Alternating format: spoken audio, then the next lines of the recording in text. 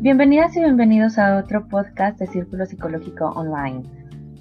En el podcast de hoy vamos a hablar de un tema que en estas fechas es tal vez muy promocionado, digámoslo así, debido a las fiestas decembrinas, ¿no? Y estamos hablando del consumo específico del alcohol o de sustancias también, no solamente enfocarnos en uno solo, sino hablarlo de manera más general. Para ello tenemos como invitada a la doctora Cristina Rodríguez. Ella es una muy buena colega. Y bueno, doctora, si se gusta presentar, por favor. Hola, ¿qué tal? Mi nombre es María Cristina Rodríguez Gómez. Soy médico general con maestría en gestión directiva en salud. Actualmente estoy por iniciar la maestría también en consumo de sustancias. Tengo la certificación nivel 1 de Team CBT, por esto de que me tuve que involucrar un poquito más con lo cognitivo-conductual.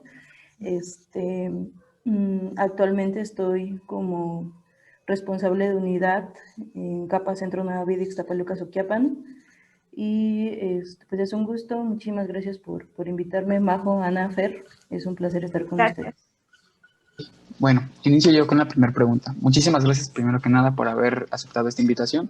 Y bueno, la pregunta sería, ¿qué es una adicción a la sustancia? O sea, ¿qué es y qué no es? ¿Qué es para empezar, actualmente ya no, como tal adicción, ya le vamos a estar diciendo adicción o adicciones, ya lo vamos a estar manejando como un poquito más de cariño, por así decirlo, ¿no? Ahorita tanto el DSM-5 como el CIE-10 lo están metiendo ya como trastorno de uso de sustancias, TUS.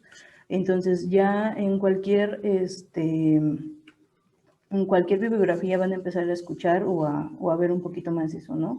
Trastorno de uso de sustancia. Entonces, aquí también ya se desaparece eso de, bueno, no se desaparece por completo, pero ya no se usa tanto lo que es uso, abuso, dependencia.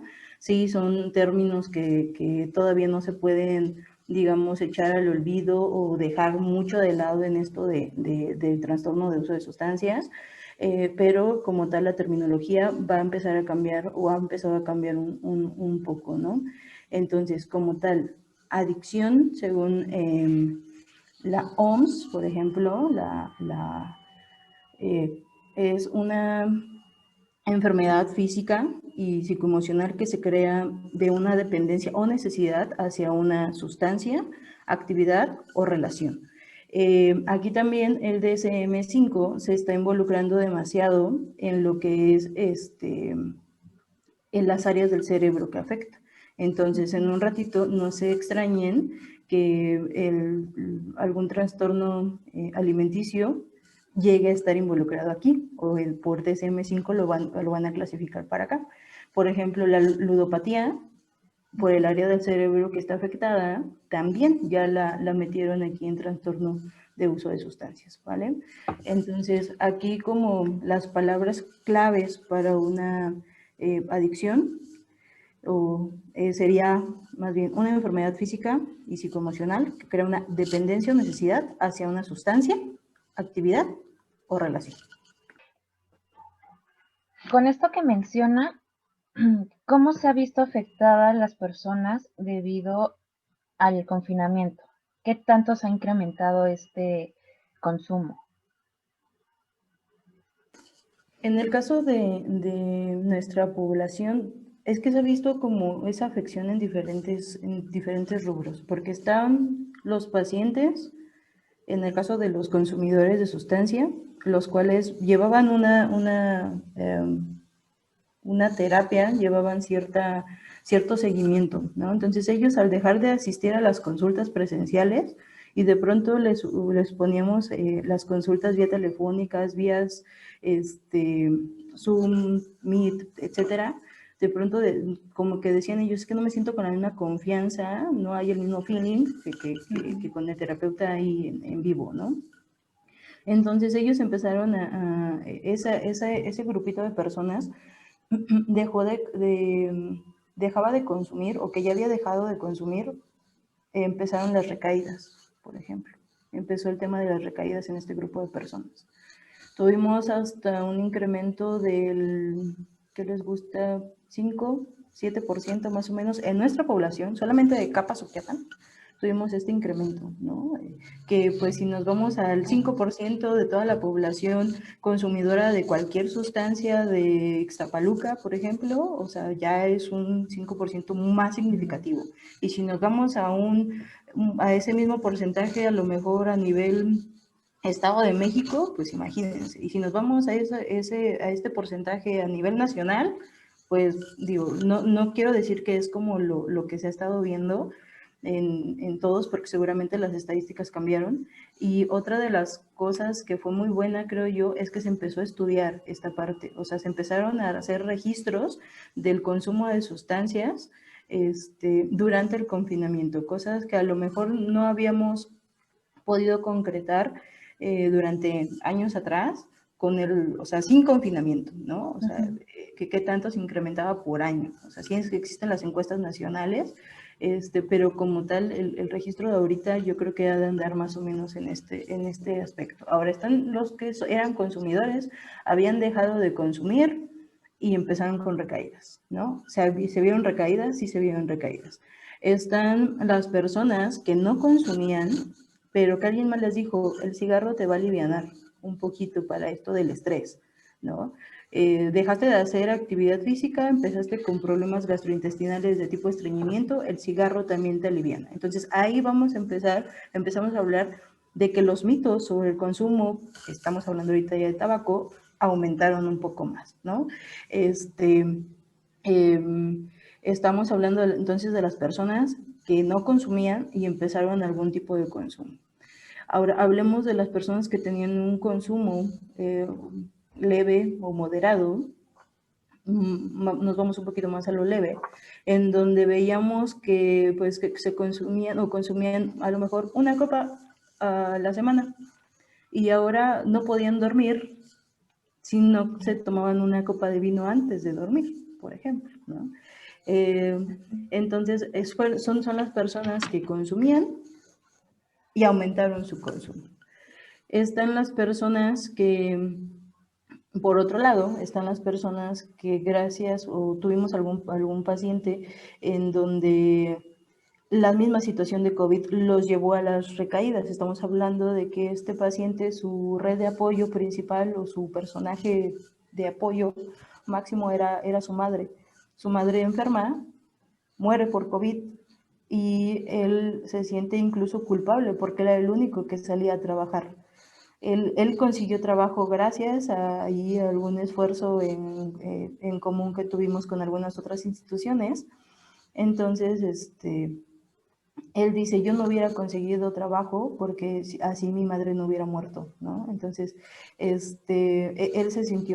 cargó con esa culpa. Entonces, aquí no solamente estábamos trabajando con este paciente el tema de consumo de sustancias, empezamos a trabajar ya lo que fue el duelo y de hecho, pues incluso el paciente ya fue diagnosticado ya con con trastorno de depresión, ¿no? Entonces, digamos que son pacientes que eran nuestros pacientes que consumían y ahora con COVID fue un trigger, un desencadenante para que regresaran a su consumo. Este paciente lo tuvimos que rescatar nuevamente, incluso lo tuvimos que canalizar al toxicológico debido a que durante 2 semanas consecutivas posterior a la muerte de su madre estuvo ahí con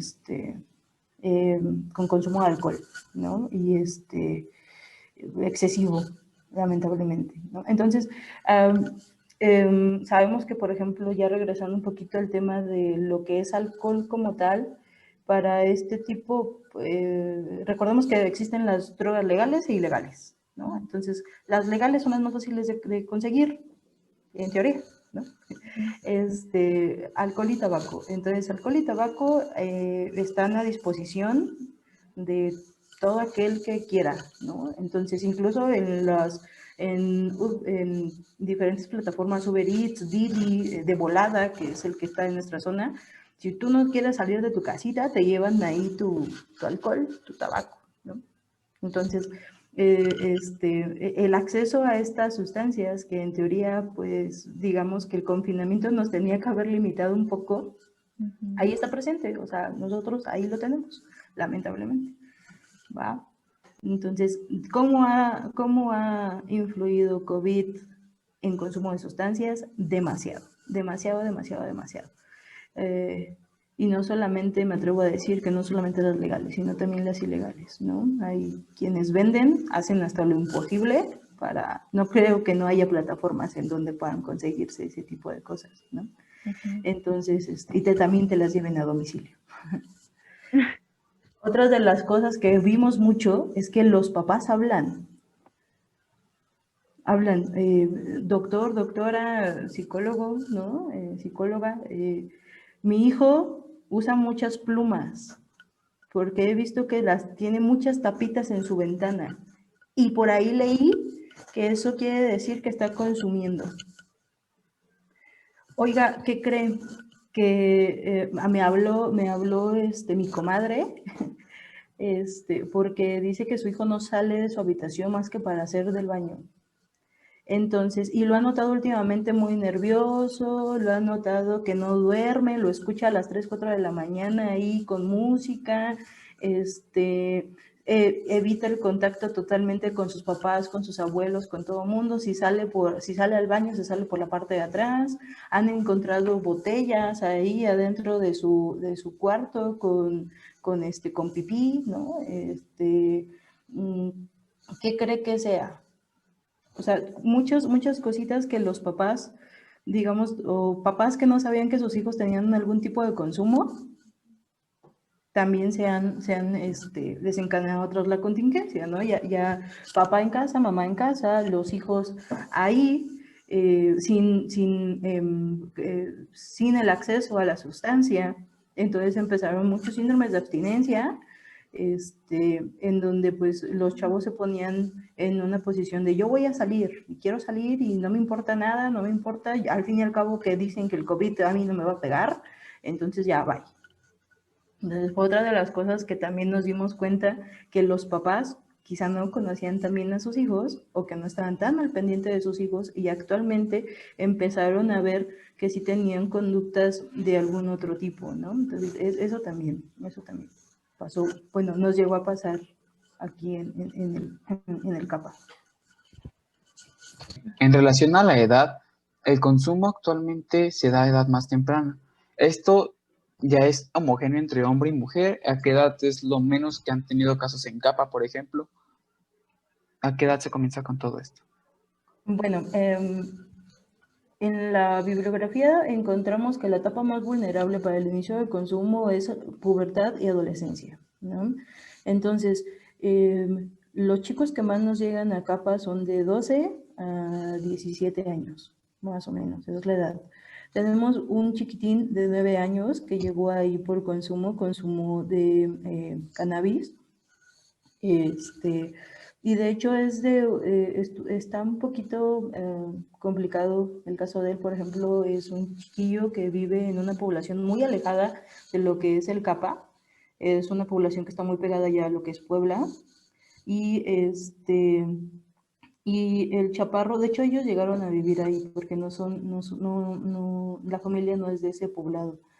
Pero llegaron incluso huyendo porque al chavito le daban la sustancia, pero también la tenía que vender, ¿no? Entonces, o sea, 9 años, 9 añitos, uno se queda como que, wow, ¿no? O sea, 9 años. Y ya él estaba con un uso, no tenía, bueno, con un consumo leve, perdón. Él es el actual paciente más pequeño. Esta es la edad más o menos en donde se ha caracterizado. Y en cuanto a relación hombre-mujer, aquí está, son cosas bien interesantes porque son cosas que no han sido del todo estudiadas, ¿no? O sea, hay mucha bibliografía y es bibliografía bien cambiante, ¿no? Las encuestas a cada estudio, a cada paso, a cada etapa, incluso del año, cambia demasiado. Porque antes siempre era de los que ocupaban los primeros puestos o quienes punteaban estas encuestas eran los hombres, ¿no? Eran los hombres. ¿Quiénes consumen más alcohol y tabaco? Hombres. ¿Quiénes consumen más algún otro tipo de drogas estimulantes, depresoras, etcétera? Hombres. En el caso, por ejemplo, del abuso de los fármacos como tal, ahí somos las mujeres, o éramos las mujeres, porque éramos como las que estábamos al pendiente de para qué sirve, si me tomo el trama, me sirve un poquito más, ya noté que me aliviana más, me relaja, y empezaban situaciones incluso por ejemplo, se relacionaban estas situaciones con que eran personas que ya estaban siendo tratadas por alguna otra área de salud mental. Hablemos ahorita un poquito más de que tenían algún otro trastorno del que ustedes quieran, ¿no? Entonces eran tratadas con benzos, eran tratadas con el fármaco que ustedes quieran. Entonces ellas empezaban a creer que por receta de cocina, más que por receta de algún otro especialista, y podemos incluso hablar de ustedes, pues ellas empezaban con este consumo, y ese consumo ya se hacía un uso más constante, ¿no? Entonces las mujeres punteaban esa parte, de ahí en fuera los hombres punteaban las otras encuestas. Bueno, y de 2 años, en las últimas encuestas, no me recuerdo si son 2 o 3 años para la fecha, las encuestas nacionales justamente de uso de alcohol, tabaco y otras drogas, se invierte o se empieza a emparejar. De hecho, se empiezan a emparejar los niveles de consumo de mujeres, sobre todo en alcohol y tabaco. Ajá, incluso en tabaco hubo hasta un 200 y tanto por ciento aumentado hacia las mujeres. Un 206% me parece que es la cifra, por el lado de las mujeres. Y entonces aquí el consumo para sustancias, pues ya se emparejó. O sea, hombres y mujeres, incluso me atrevo a decir que en años las mujeres vamos a puntear estas encuestas. Ahora, de eso a las personas que acuden a un servicio para tratamiento, los hombres puntean demasiado, y ahí es un porcentaje de incluso podemos hablar de un 20% mujeres a un 70% hombres que acuden a estos servicios. O sea, sí está como el porcentaje un poco inclinado ahí, pero definitivamente los hombres son los que más acuden a solicitar tratamiento, ya sea que los lleven o acudan por su propia cuenta, ¿no? Pero son ellos. Esto influye en muchísimas cosas también, porque son los hombres, digamos que son porque manejan, ¿no? Entonces nos llegan personas de transporte. Los hombres porque son los que entraron ahí en alguna situación de consumo, perdón, de algo legal, y tienen que ir. Están también pasando por un proceso legal, por ejemplo, por adopción de los chaparros, y también las otras instituciones los obligan a tomar algún tratamiento, ¿no? Y ya de ahí se desencadena al esposo que lo lleva a la esposa, al hijo que lo lleva a la mamá, al que lo lleva la abuelita, ¿no? Entonces ahí ese acarreo del paciente, por así decirlo, la referencia del paciente por parte de los familiares, pues siempre llevan más al hombre que a una mujer. ¿Por qué? Porque las mujeres no damos a conocer el consumo de la sustancia, al menos que sea que ya hayamos tenido un brote o hayamos tenido alguna abstinencia o nos hayan tenido o hayamos tenido algún accidente, o sea, nuestro consumo no es tan evidente, ¿no? No nos encontramos después de un partido de fútbol en alguna esquinita, ¿no? O algo por el estilo. Entonces, nuestro consumo es muy discreto, por así decirlo, en el consumo de las mujeres. Y también, al menos que algo significativo nos haya pasado, es como nos van a referir a alguna institución, o nosotras vamos a tomar la iniciativa. En cuanto a constancia de tratamiento, es exactamente lo mismo. El hombre Dicen ellos, nosotros tenemos tiempo pese a que trabajemos. Las mujeres se tienen que dedicar a la casa y tienen 1000 actividades más, ni siquiera empatan los horarios, que es una de las más grandes deserciones que tenemos por en el CAPA, en donde las mujeres dicen, es que no tienen consulta vespertina, es que yo en la mañana estoy muy apurada. Es bien común que nos digan eso. Entonces las mujeres, por los roles que tenemos, somos más susceptibles a abandonar un tratamiento. Eso si llegamos al tratamiento. Wow.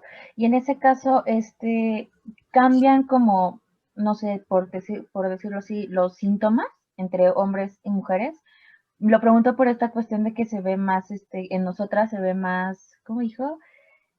Más discreto, ¿no? ¿Hay alguna diferencia? No. Bueno, insisto mucho en este tema de que de qué tanto se han estudiado estas patologías, ¿no? Entonces, no hay como encuestas en donde dicen, tantas mujeres han dado estos síntomas por abstinencia y tantos hombres han dado estos otros síntomas por abstinencia. No. Aquí, por ejemplo, hablamos de abstinencia y de los criterios del DSM, son exactamente, o sea, ahí empatan, no es como variable esa parte. Digo, si nos ponemos a estudiarlo, probablemente tengamos uno que otro muy significativo, ¿no? O sea, a lo mejor podríamos decir, en las mujeres vamos a detectar un consumo por, no sé, por un ataque de ansiedad, ¿no? Y en los hombres lo vamos a detectar porque se detonó un trastorno depresivo. O sea, no, así como tal no hay. En sus años de experiencia ya en CAPA, ¿cuáles considera usted que son los factores más comunes por las que una persona inicia, por ejemplo, en el consumo de sustancias? Esto está bien padre, esa pregunta, porque esto sí está súper estudiado. Están los factores de protección y los factores de riesgo, ¿no? Los más comunes aquí en el CAPA, yo creo que han sido traumas y adversidades en la infancia, abusos, desatención, ¿no? Lo que es la patología dual, se empieza a ver mucho. Lamentablemente, por la zona en la que vivimos, también la pobreza ha sido un factor de riesgo. Un ambiente negativo en las escuelas también. Y hay otros dos factores que me atrevo a decir con mucho cuidado. Una sería ese factor de búsqueda de sensaciones fuertes que tienes en la adolescencia, que es donde defines un buen de cosas, ¿no? Entonces, este factor de búsqueda de sensaciones fuertes que te hace sentir vivo, ¿no? Que es como la imagen que tenemos de un adolescente, ¿no? Y el otro factor es que los padres no están justamente tan al pendientes de estas poblaciones. ¿Por qué? ¿Cuál es la característica del padre de esta zona? ¿Qué tiene esta parte, la zona oriente del Estado de México, que no tiene ninguna otra zona? Que es la vecindad con la Ciudad de México. Entonces, los padres aquí salen a las, ¿qué? 5 de la mañana de sus casas, ¿no? Se van y regresan, ¿a qué hora? Salen de trabajar a las 4, supongamos, 5. Y de que se regresan de la Ciudad de México para acá, se hacen otras 3 horas. Entonces aquí ya están llegando a las 8 o 9 de la noche estas personas, y los chavos aquí salen de las escuelas a las 2, 3, 4 de la tarde, más o menos, dependiendo de las escuelas, ¿no? Ahora, ¿qué otra cosa hay por acá? Hay muchísimas zonas habitacionales. Entonces, aquí los vecinos, los espacios en común, que lamentablemente nos hace falta muchísimo rescate de espacios, que se ha visto que si un espacio está bonito, iluminado, tienen actividades, incluso ahí los mismos promotores, hay algunos promotores de actividad física, ¿no? En estas partes, donde los ponen a hacer actividad. pues a lo mejor ahí los chavos se entretienen un rato y pues no hay tanta bronca, ¿no? Pero lamentablemente nuestros espacios no son así, la mayoría de nuestros espacios no son así. Entonces ahí pues se presta para la oscuridad y todo este tipo de cosas en donde pues son aprovechados estos espacios por otras personas, tanto para la venta como para el consumo. Entonces esta parte de factores de riesgo, sabemos que los factores de riesgo se pueden dividir desde lo individual hasta lo familiar, pasando por todo lo social, ¿no? La influencia de los amigos, etcétera. Pero así como tal, son estos dos factores que se han visto que más han desencadenado en esta zona. Por ejemplo, hablando de esos factores sociales, ya acercándonos, por ejemplo, a estas fechas decembrinas, ¿qué tanto impacto tiene el consumo o el incremento de este consumo durante esta fecha? Muy bien. Aquí pasa algo bien extraño, porque nosotros como mexicanos, hablamos exactamente de los mexicanos, digo, el nivel del consumo en épocas decembrinas o para el final de año, híjole, incrementa hasta el doble,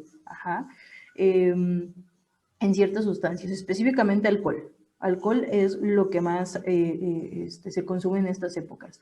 Y empezamos nosotras nuestras épocas, bueno, al final del año para un mexicano no empieza en diciembre. El final del año para un mexicano empieza en noviembre con el 2. O sea, empezamos esta parte, ¿no?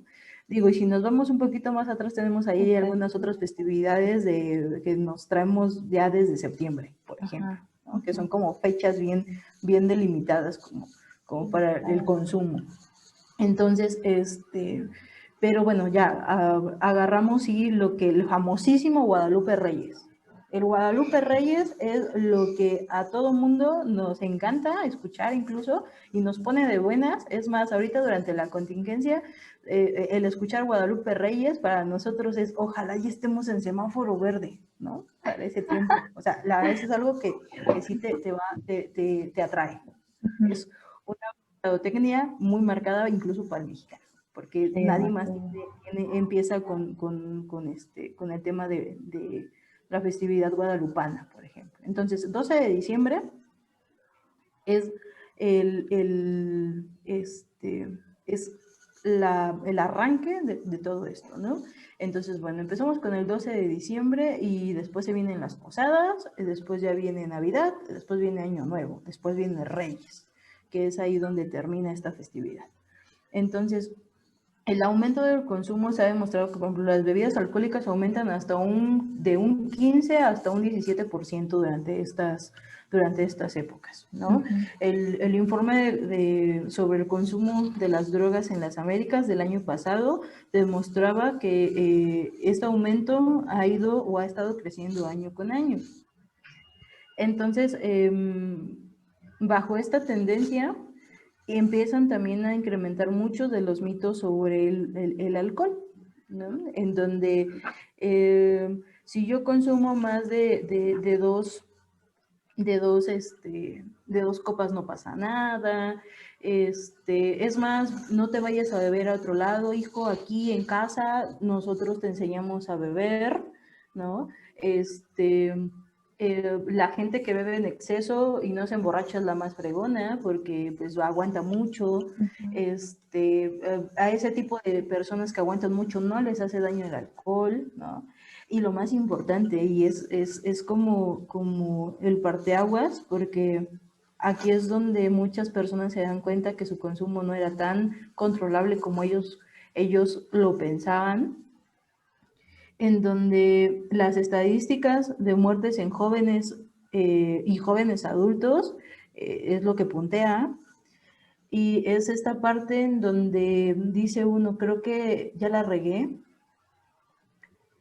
y necesito ayuda, ¿no? Que lo más común que nos ha llegado en esta época es que manejan, tienen algún accidente automovilístico, si les va bien se salvaron y no les pasó nada, pero si les va mal, pues incluso ya tuvieron una pérdida ahí del compañero, ¿no? De los acompañantes. Entonces, Eso de que aunque bebo alcohol puedo manejar sin riesgos, ese gran mito, porque incluso pues con el alcohol te sientes así como que todopoderoso y puedes romper tu límite de velocidad y todo este tipo de cosas que giran en torno a este consumo, provoca mucho esas tres situaciones, ¿no? En donde puede ser, les decía yo, un parteaguas para precisamente que ya aquí se cortó esto, tuve el accidente, maté a alguien, creo que necesito ayuda, ¿no? O puse en riesgo a mi familia porque los violenté, necesito ayuda. O sea, tiene que haber un factor, nuevamente, algo que los impacte en esta época para que ese consumo haya sido tan significativo que necesiten o que soliciten ayuda. Quizá estoy siendo un poco fatalista, pero es en serio lo que ha pasado. O sea, estas situaciones sí se llegan a repetir año con año. Y por eso también aquí existe, les decía yo, esto empieza desde noviembre, ¿no? Y existe aquí una ruta muy importante de prevención que año con año se ha venido haciendo. Me parece que desde 2008, que empieza lo del 15 de noviembre, con el uso nocivo de alcohol, ¿no? El día del uso nocivo de alcohol, en donde pues año con año se tocan diferentes temas. Entonces, este día es esta conmemoración. Entonces, aquí decimos aguas con el uso nocivo del alcohol, ¿no? Y luego ya venimos con el 1 de diciembre a lo que es la campaña navideña para bajar el consumo. Entonces, se hace todo este diciembre, se hace esta campaña para que tú tengas esa conciencia de que, bueno, si vas a tomar, ahí te van algunas recomendaciones, que ahorita si quieren las tocamos. Ahí te van algunas recomendaciones, ¿no? Y aguanta, no tomes tanto, modéralo.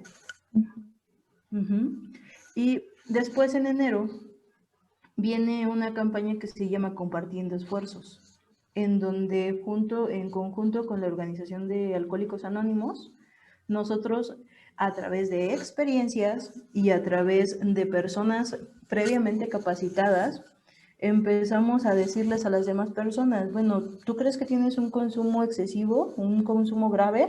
Acércate con nosotros te echamos la mano, ¿no? Y acá me gustaría puntualizar dos cosas, en donde hay un gran estigma para la salud mental, pero hay, creo yo, un doble estigma para el trastorno de uso de sustancias. Demasiado. Y no lamentablemente solo por parte de la sociedad, sino por parte incluso de nosotros como prestadores de servicios de salud. Involucramos aquí a 3 personajes importantes, que son los que están en esto de la salud mental, bueno, de la salud y están en salud mental. Entonces, ellos son los que van a tener que proyectar justamente que esto de que el cerebro también se enferma, que el cerebro es un órgano y también se enferma. O sea, eso es lo que nos debe de quedar claro a todo el mundo, ¿no?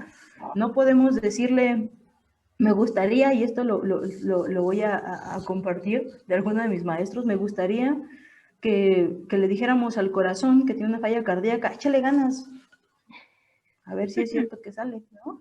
Sí. O al páncreas, vamos, ánimo, tú puedes con tu insulina, vamos, échale, ¿no?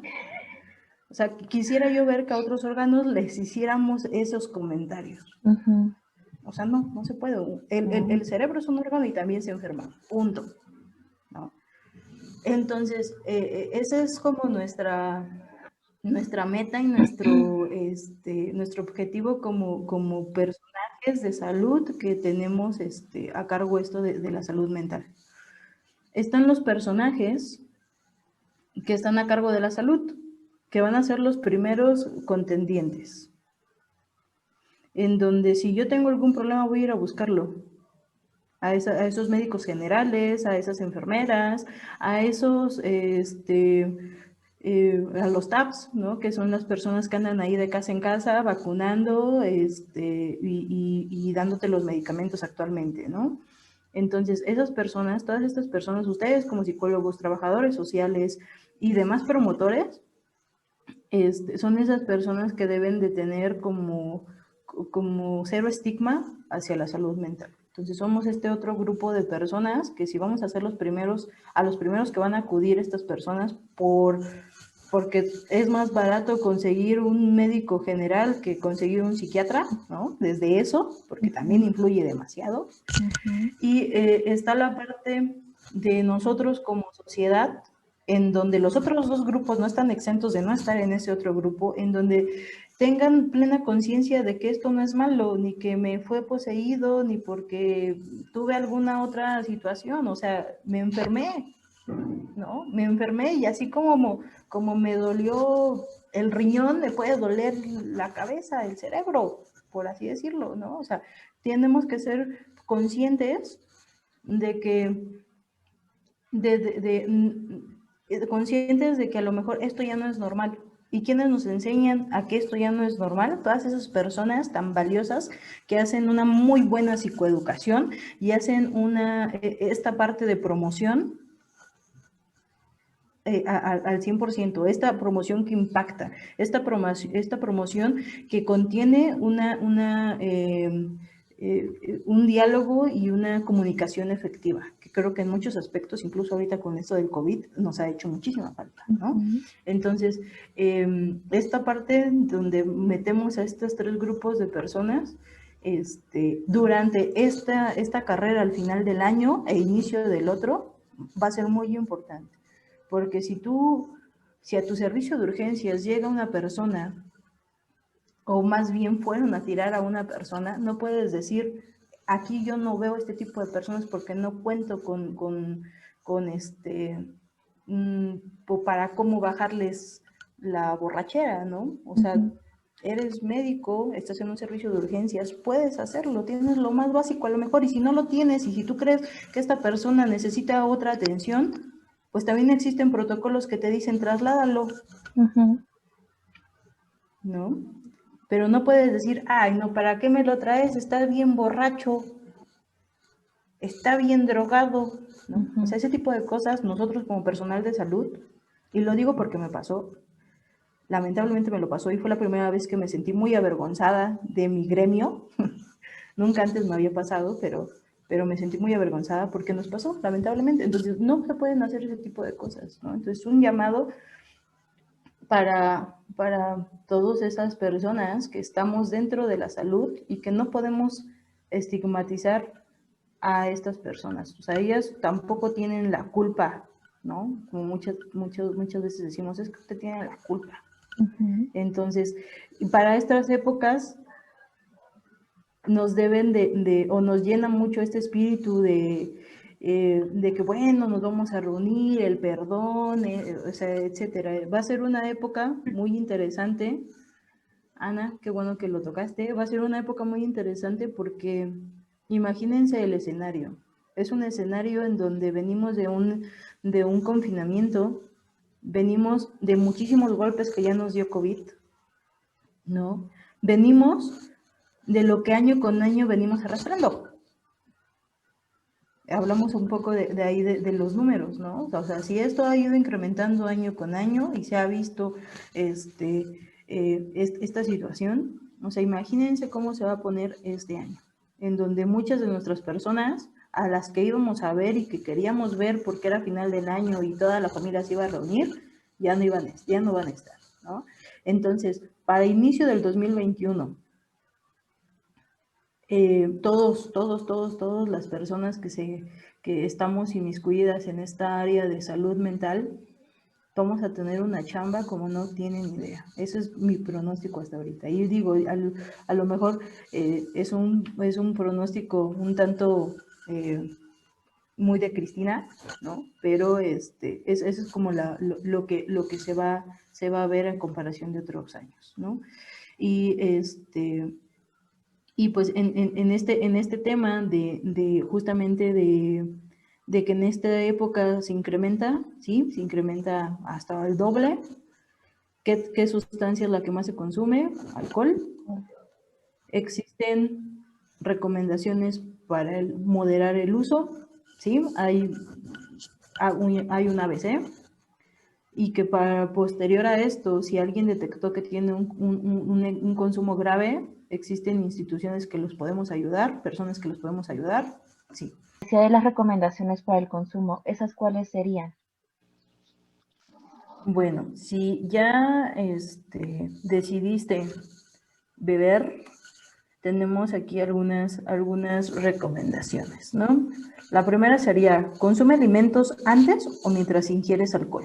Esto es bien importante, ¿no? Para que la absorción ahí del alcohol no sea tan directa, por así decirlo. La segunda sería intenta beber en compañía de otra persona que no beba. Ajá. Esto, pues, precisamente para que tu consumo no exceda en demasía. Bebe un vaso de agua entre cada copa de alcohol. Esto también es importante. O sea, aquí fisiológicamente hablando es más que nada para que tus copas no sean seguidas, las copas de alcohol, ¿no? Identifica las situaciones o estados de ánimo que te hacen querer beber. Plantearte cómo podrías hacer cuando te enfrentes a ellas, o qué podrías hacer, mejor dicho, qué podrías hacer cuando te enfrentes a ellas para impedir beber. O sea, justo lo que decía Majo ahorita, ¿no? O sea, vamos a entrar a una época en donde vamos a estar muy melancólicos por pérdidas, por no pérdidas, por haber estado encerrados. Entonces, si nosotros identificamos y los ponemos en la mesa, o sea, no vamos a querer sacarlos con el alcohol, como comúnmente lo decimos. Es que yo me embriago para que no me duela tanto, ¿no? Entonces, si nosotros lo identificamos y lo decimos, que al final de cuentas, en el estado ya en una intoxicación, lo sacamos, ¿no? Como quiera. Sacamos esto al tema. Elige el número de copas que beberás en cada ocasión. Aquí nos ponen un máximo de copas como 3. Sabemos que para considerarse ya un consumo excesivo de bebidas alcohólicas, recordemos que la cantidad mayor de 5 copas estándar en hombres y 4 copas estándar en mujeres por ocasión, eso ya se considera un consumo excesivo de bebida alcohólica, ¿vale? Entonces, acá, otra vez regresamos. Elige el número de copas que beberás, en ocasión, y recuerda no excederte de la cantidad que te has fijado. O sea, si yo digo nada más me voy a tomar 3, que nada más sean 3, ¿no?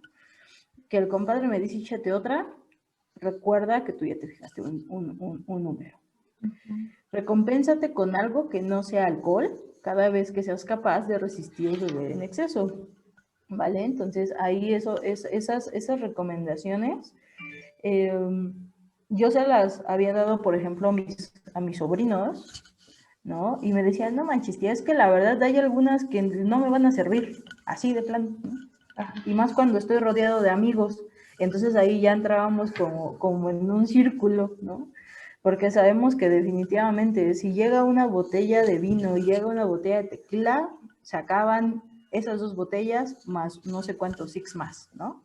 Entonces, o sea, sí es digamos, son recomendaciones muy, muy básicas, no son imposibles de no seguir, ¿no? Y yo agregaría que estuvieran en un ambiente en donde sea totalmente controlado, en donde, como decía ahí, que no todos beban, ¿no? Siempre tenemos ahí alguien designado a eso. Y entonces, a gran escala, esas son las recomendaciones. Menciona mucho, bueno, esta cuestión del estado de ánimo, ¿no? Se dice que, bueno, más bien muchas personas creen que el alcohol no te da para abajo, no te da para arriba, pero los que estamos de este lado sabemos que el alcohol en sí es un depresor, ¿no? ¿Usted qué diría con respecto a ese gran mito sobre el alcohol me pone bien feliz? Definitivamente, o sea, súper cierto y así es lo más básico que todo el mundo debería de hacerle promoción al alcohol. El alcohol definitivamente sí es un depresor, ¿no? Aquí la situación dependiente del estado de ánimo, digamos que uno consume alcohol por el estado de ánimo. Sí, no sé si me expliqué Sí. en esa cadena. O sea, uno dice, yo bebo alcohol para superar mis penas. Incluso hay una canción que creo que Alcalce dice eso, ¿no? Entonces, aquí también debemos de ver que muchas veces el consumo de cualquier sustancia puede ser un detonante o puede ir muy de la mano a que se desencadene algún otro trastorno de salud mental. Por ejemplo, en este año, el día 15 de noviembre, que fue el Día Nacional contra el Uso Nocivo de Bebidas Alcohólicas, el tema de este año fue Hablemos de alcohol y depresión. Entonces, estuvo bastante padre porque durante casi una semana, un poquito más, estuvieron estas publicaciones por parte de CONADIC, por parte del Instituto Mexiquense contra las Adicciones, en donde hubo incluso hasta unas conferencias ahí bastante interesantes que involucraban, hablemos de depresión y de alcohol y depresión, perdón, en muchos grupos de edades, ¿no? Entonces, dentro de las consideraciones generales que hubo en este pasado 15 de noviembre, fue enfatizar mucho en que la depresión pues es una enfermedad mental frecuente que afecta tanto a hombres como a mujeres de todas las edades y de todas las condiciones sociales. Pero yo creo que aquí lo que más se tocó, y creo que todos debimos haber estado como bastante conscientes, es que hoy por hoy, ante la contingencia por COVID-19, se incrementaron los problemas de salud mental en la población y que se tenía que hacer mucha promoción e identificar las señales que pudiesen sugerir los problemas de salud mental y de consumo, y aquí también englobar los de consumo de sustancias, ¿no? Entonces, de que hay de que hay una relación estrecha entre estos, sí las hay. Bueno, en cuestión ya hablando de la recuperación, de ya tomar un tratamiento para esto, ¿cómo se debería de hacer? Muchas veces, bueno, creo que se ve inclusive en otros aspectos, la gente empieza de sopetón o de golpe, ¿no? ¿Sabes qué? De la noche a la mañana dejo la cerveza. Y pues genera más problemas de los que queremos. ¿Cuál debería de ser los correctos pasos para irse acercando a un tratamiento? Ninguna persona puede recibir el tratamiento si no quiere. O sea, porque va a haber un gran índice para desertar de ¿no? Entonces, digamos que recordemos más bien que existen las famosas etapas de cambio en donde se pueden hacer intervenciones muy precisas, ¿no? Entonces, estas etapas no solamente las podemos tener nosotros hablando como profesionales de la salud.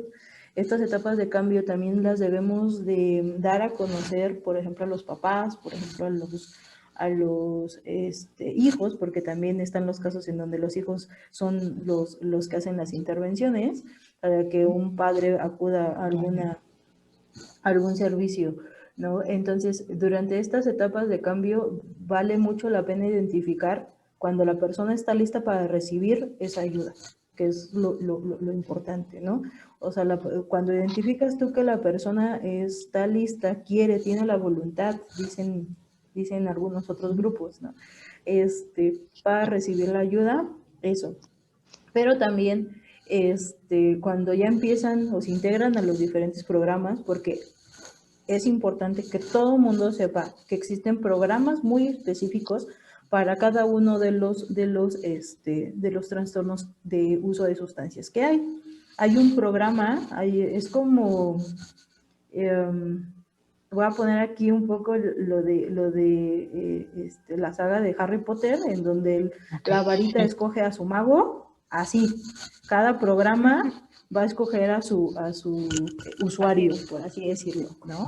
Entonces, existen estas intervenciones muy oportunas en donde un promotor que anda de casa en casa, un promotor que está desde un consultorio, un promotor que está atrás de una pantalla, y sí, aquí me refiero precisamente a ustedes, en donde pueden realizar un perfecto consejo breve que va a sensibilizar no solamente a la persona, sino también va a sensibilizar a la persona usuaria, sino también va a sensibilizar a la familia, en donde sabemos que el tratamiento tiene que ser totalmente integral, donde no nada más va a ser para el usuario, sino que también la familia ya necesita que se tenga alguna intervención. Muy puntual a la pregunta sería encontrar esa etapa de cambio en donde el paciente, el usuario, va a estar apto para tener una intervención con él.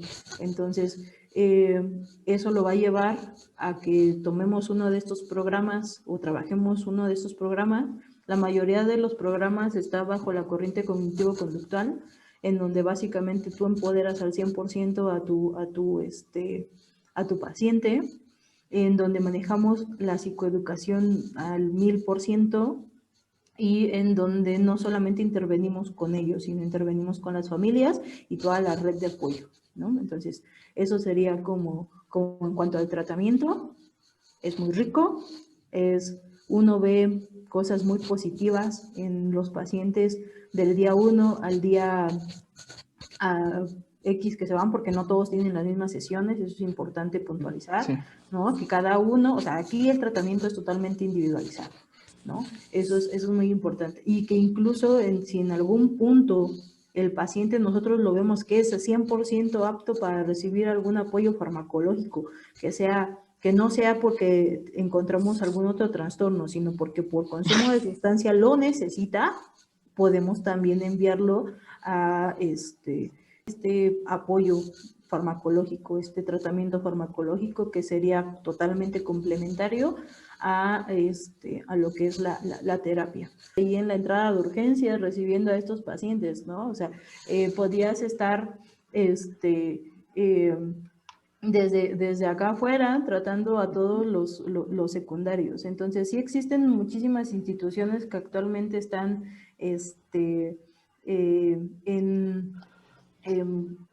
al frente de la salud mental, al pendiente de la salud mental. En este caso también en trastorno de uso de sustancia, en el Estado de México tenemos 34 CAPAS, Centros de Atención Primaria en Adicciones, distribuidos a lo largo y ancho del Estado de México.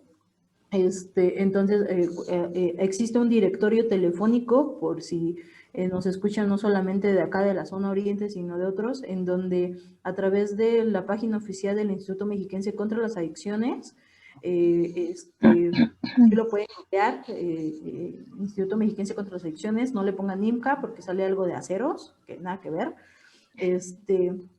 y ahí viene el directorio telefónico de los 34 capas, ya dependiendo, incluso ustedes ponen la dirección en la que se encuentran e inmediatamente les va a dar qué capa está más cercano a ustedes. Actualmente, por ejemplo, los CAPA tenemos, siguiendo con todas las medidas de sanidad, estamos teniendo un aforo del 30% de nuestros pacientes.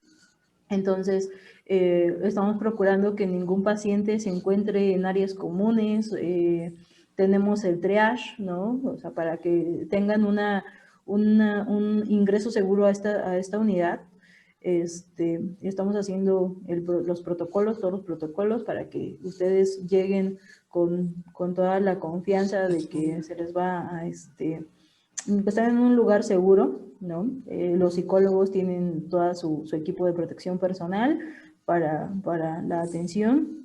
Y bueno, si no quieren salir de casa, no hay ningún problema. Se están dando consultas también vía remota. Sabemos que los accesos en cuanto a internet por la zona también a veces son un poco difícil, pero se está dando la atención vía telefónica, también con todas las estrategias que se requieren precisamente para recibir una atención eficaz y oportuna por estas vías, ¿no? Eso es muy importante, que sepan que jamás va a ser igual una atención remota a una atención presencial, pero que tenemos todos los cuidados y recomendaciones también para que reciban vía telefónica o vía remota este tipo de atenciones, ¿no? En los servicios de Del CAPA, pues están de lunes a viernes, de 8 de la mañana a 4 de la tarde. Ya sea que quieran agendar ahorita cita, incluso hasta por WhatsApp, pues nos pueden mandar un WhatsApp y les agendamos su cita. Estamos tratando de tener como muchísimas opciones para que ustedes sepan precisamente que pues no están solas, no están solos, siempre están bastantes opciones para recibir algún tratamiento oportuno, ¿no? Muchas gracias. Sí, muchísimas gracias nuevamente por haber aceptado esta invitación. Fue un placer, un deleite estar platicando con ustedes. No, al contrario. Al contrario, sí.